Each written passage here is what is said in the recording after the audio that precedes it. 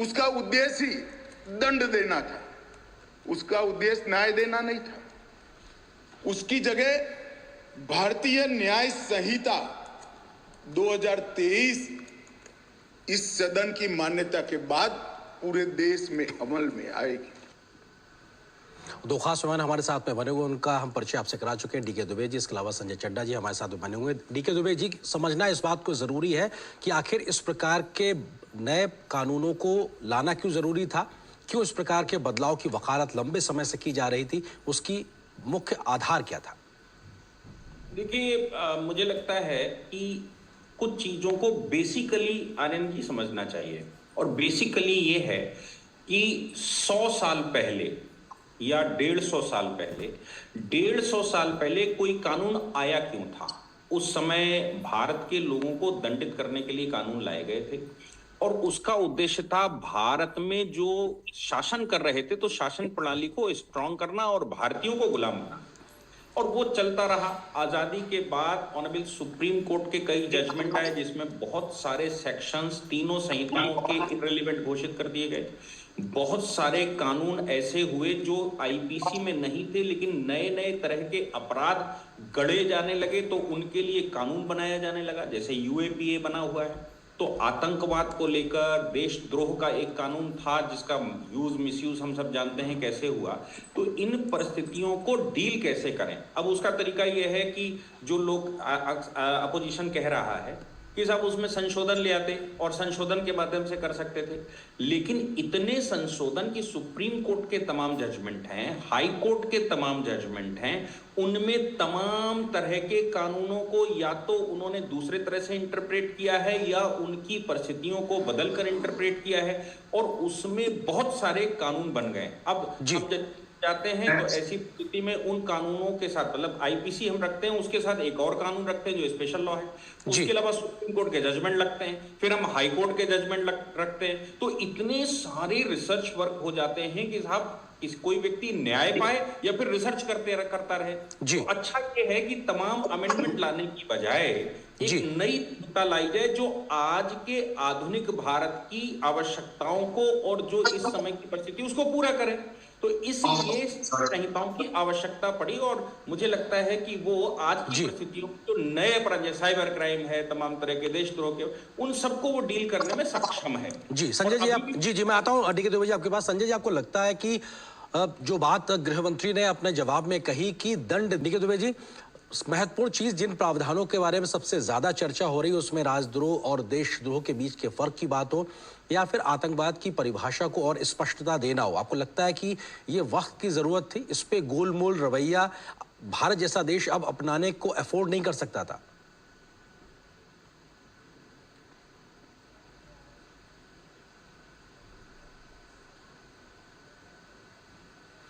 DK Dubey ji, आप शायद mute पे हैं, आप अनम्यूट कीजिए अपने आप को, आपकी आवाज नहीं आ रही है। ठीक है जी, अभी आइए अमरेंद्र जी कि ये जो स्पेशल लॉज हमने बनाकर रखे हैं तमाम तरह के, आप सोचिए कि हमारे पास एक दंड संहिता मतलब आईपीसी के अलावा भी लगभग 1500 कानून, और उन 1500 कानूनों में अलग अलग परिभाषाएं, पुलिस उस पर लगा देती है कानून और कानून लगाकर उसको बंद कर देती है। उसके बाद तमाम तरह की व्याख्याएं हम करते रहते हैं।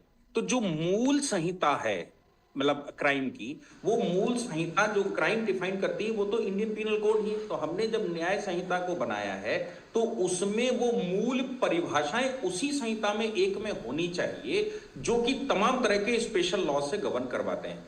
इसलिए न्याय सुलभ हो, न्याय सीधा हो, ज्यादा कॉम्प्लिकेशंस ना हो, और आम आदमी एक स्थान पर एक संहिता को पढ़कर समझ सके कि आखिर उसके राइट कर्तव्य क्या है और वो कहां दोषी है और उसको क्या करना चाहिए क्या नहीं करना चाहिए। तो मुझे लगता है कि जो अलग अलग कानूनों में अलग अलग तरह के प्रावधान दिए हुए थे उनके लिए आवश्यक है कि इस मूल संहिता को हम सुदृढ़ करके रखें और उसके माध्यम से सारी चीजों को आज की परिभाषाओं के अनुसार, अब आज की परिभाषाएं कैसे निकलती हैं, जैसे देशद्रोह का केस लगता था तो सुप्रीम कोर्ट ने एक जजमेंट कर दिया और उसने कहा कि ये चीजें देखी जानी चाहिए, ये नहीं देखी जानी चाहिए, ये रेलिवेंट है, ये इररेलिवेंट है, इनके आधार पर डिसाइड होना चाहिए। और हमारी सत्ता कुछ और ही कह रही है तो फिर वही परिभाषा जो सुप्रीम कोर्ट ने दी है वो परिभाषा यहां पर क्यों नहीं होनी चाहिए, उससे न्याय हो। तो नीचे लोअर कोर्ट से लेकर सुप्रीम कोर्ट तक, चूंकि सुप्रीम कोर्ट के जजमेंट के अनुसार परिभाषा उठाई है, इसलिए उसमें किसी प्रकार का कॉम्प्लिकेशन बाकी नहीं रह जाता। अदरवाइज क्या है, हम भारत के कानूनों को लॉयर्स एक्सट्रोवर्जन कहते हैं, यानी कि वकीलों का स्वर्ग। और वकीलों का स्वर्ग इसलिए कहते हैं क्योंकि इतने सारे पिटारे में हमारे पास कानून है कि समझ ही नहीं आता कौन सा लगाया और कौन सा हटाया और कौन सा कैसे करें। वकील तो समझ सकता है, लेकिन आम आदमी कैसे जाए? और वकील भी जो बहुत लर्निड ना हो, बहुत चीजों में ना घुसा हो, वो कैसे निकले? तो उसके लिए सरलीकरण होना आवश्यक है। मोदी जी ने अभी पिछले साल न्यायाधीशों की मैं कहा था कि कानूनों का सरलीकरण होना चाहिए, आम आदमी के लिए होना चाहिए, और वो कानून इस प्रकार के होने चाहिए कि उसको ज्यादा भटकना ना पड़े। बिल्कुल, और वो शायद एक जमीनी बदलाव भी दिखाई पड़ रहा है। संजय जी, आपसे समझना चाहेंगे, क्योंकि इस प्रकार के बदलाव में महिलाओं और बच्चियों के प्रति होने वाले अपराध को लेकर भी बेहद संवेदनशीलता दिखाई पड़ रही है।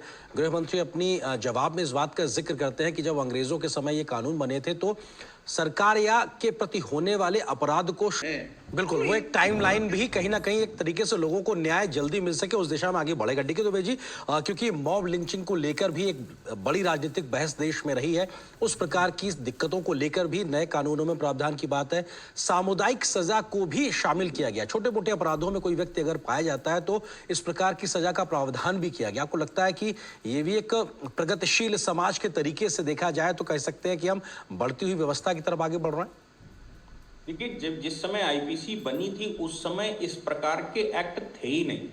उस समय तो शासन के विरुद्ध था, मतलब जो जो जो अंग्रेज गुलाम हमको बनाए हुए थे, तो हमको कंट्रोल करने के लिए आईपीसी बनी थी। आज समाज के बीच में इस तरह की चीजें चल रही हैं, और चल रही हैं का मतलब है कि लोग ग्रुप बनाकर, समुदाय बनाकर दूसरे समुदाय के ऊपर हमले कर रहे हैं।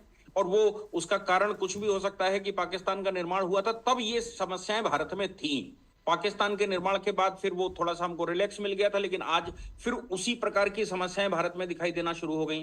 तो भाई, उनके लिए अगर कानून नहीं होगा, उनको जेल भेजने की व्यवस्था नहीं होगी और स्ट्रॉन्ग लॉ नहीं होंगे, तो फिर ये मॉब लिंचिंग या सामुदायिक रूप से इकट्ठे होकर किसी को मार देना और फिर ये कहना वो तो मॉब मार गई, वो तो लोग भीड़ में इकट्ठे मार गए, पता ही नहीं है कौन, तो उसको तो एड्रेस करना पड़ेगा ना आपको।